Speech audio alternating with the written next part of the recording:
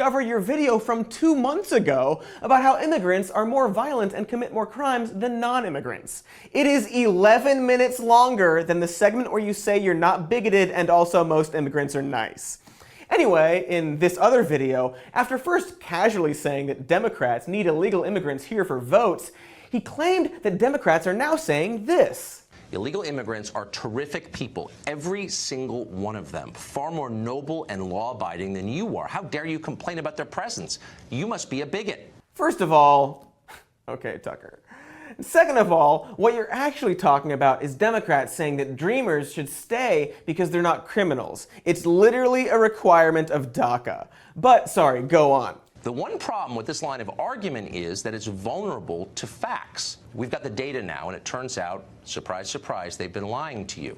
Except then, Tucker, you give some statistics about Arizona, and again, you don't put anything on the screen of where that study came from. But it seems to be from a study by John Lott from the Conservative Crime Prevention Research Center, a study which has been called into question, a study that's only about Arizona, and a study that is notably an outlier. So, despite all of the evidence showing immigrants don't commit more crimes than non-immigrants, Tucker, sure, most immigrants aren't nice. Go on. And that's just in one state. Yeah, of course it's in just one state, because it's the only state mentioned in the only study you could find that would let you spend the next 10 minutes talking about how immigrants are criminals and diversity is bad. Oh, you have more. I'm sorry. And that's just in one state. In California, an illegal alien named Luis Brasamontes. Oh, it's just one dude? You're citing an outlier study that's methods have been called into question, and one dude from California? Cool, man. Real good.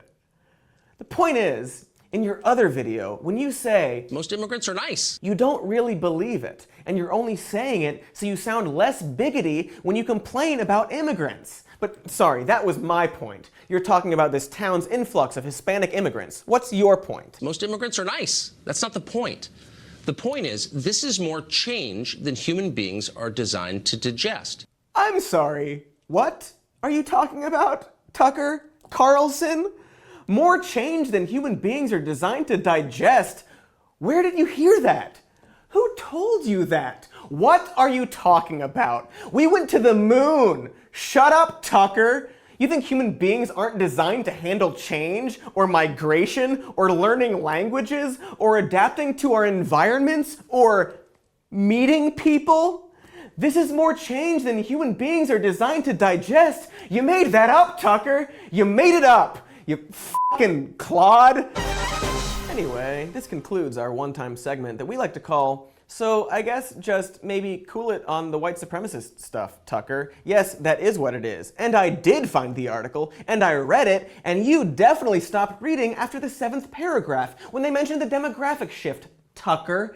It's 66 paragraphs, Tucker, and you only read 7 of them. One of them later on reads, while the angst over the coming demographic shift might make for more uncomfortable race relations, it might finally usher in a reckoning in which America faces hard truths. The founding fathers built white dominance into the fabric and laws of the nation, and a country that proclaims to love freedom and liberty is still struggling with its roots in the original sin of slavery. Tucker. Didn't your show get canceled after a guest went on your show and just described your show to you? You'd think with all that spare time, you could have actually read past the 7th paragraph of the 66 paragraph article, which I know you didn't do because in your clip, you mentioned how people returning to Hazleton can't communicate with people when they return. Except the only mention of people returning to Hazleton is in the 3rd paragraph, where a woman talks about a yearly festival and how lately she doesn't want to go because she feels like a minority. And sorry to say, Tucker, the only mentions of communication in the article were past where you read in the 53rd paragraph where a bartender talks about warming up to learning Spanish, and in the 14th paragraph about how in 2010 Hazleton's mayor at the time tried to pass an anti-immigration law that also would have made English the official language of the town, but it didn't pass because it violated US law. Also, that guy's a congressman now. Tucker, you f***ing craven dunce. Please have a guest on your show describe your show to you again. Anyway, this concludes that segment called That. Hey Tucker, another recent piece in National Geographic?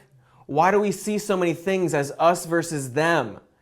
And like, the article you reference talked a lot about how, just as historically Anglo-Saxons were seen as true American compared to Irish, Greek, or Jewish immigrants, white Americans are seen as more American than others.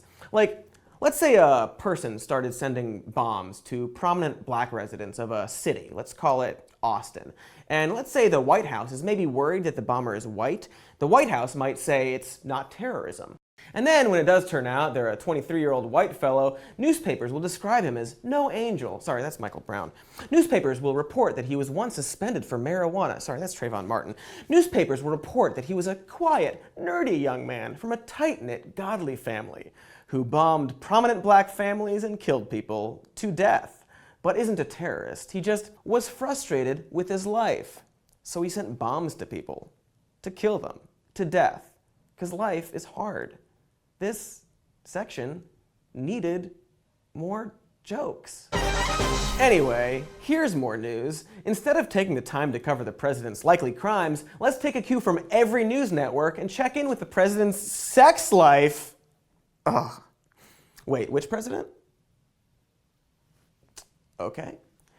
Amidst claims of an affair with and hush money for adult film actress Stormy Daniels, at least 2 other former mistresses are trying to come forward with their stories. It's very salacious and very disgusting.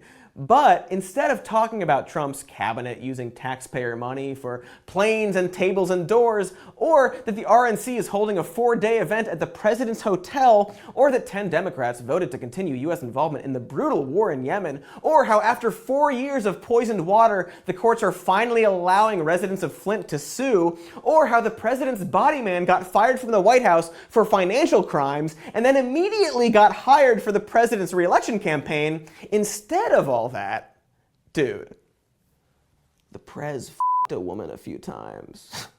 A porn star, no less, which is, you know, who cares? And don't get me wrong, it's important for these women to have their stories heard if they want to tell them. But like, what do we think will happen? He cheated on his wife many times, so he'll be impeached? He didn't, like, describe his crimes to her. The most we'll find out is that they had some embarrassing sex and his dick is covered in tree bark. We don't need Wolf Blitzer reporting on Stormy Daniels dunking on assholes on Twitter. There's lots of breaking news right now, including a tweet that just came in from Stormy Daniels, the former porn star. Barking up the wrong tree, Wolf. And like, if you're gonna talk about Trump's sex life, gross, but at least contextualize it, and also mention, say, that his ex-wife, Ivana, swore under oath that during their marriage, the president got painful hair plug surgery from a doctor his wife recommended. So he, the president, grabbed her, his ex-wife, and pulled out her hair, and then violently forced himself on her. And Hey News mentioned that after receiving a settlement in the divorce, Ivana did retract the R word, but not the actual account of her husband, the president, getting mad about a doctor she recommended, so he pulled out her hair and violently forced himself on her. But sure, the affair thing, that'll do it. You know he also does crimes, right? Speaking of Donald Trump and women, Joe Biden spoke up about Trump's behavior, saying that he beat him up for it. A guy who ended up becoming our national leader said, "I can grab a woman anywhere and she likes it." They asked me if I'd like to debate this gentleman, and I said no. I said, if we were in high school, I'd take him behind the gym and beat the hell out of him. And I just want to say, thank you, Joe, for your retrospective bravery and your contemporary words, because Joe Biden doesn't inappropriately grab women and girls. A guy who ended up becoming our national leader said, "I can grab a woman anywhere and she likes it. I can grab a woman anywhere and she likes it. I can grab a woman anywhere and she likes it." Cool. Now, I don't want to equate this with some of the awful things Trump's been accused of, but this is how this guy acts in public with a camera around. So maybe don't run for president, Joe? Speaking of presidents, here's a news. The president called Vladimir Putin, and instead of maybe mentioning all those people he poisoned, Trump congratulated him on his election win, despite evidence of ballot stuffing and the words, "Do not congratulate," written in his briefing from his national security advisor. And while some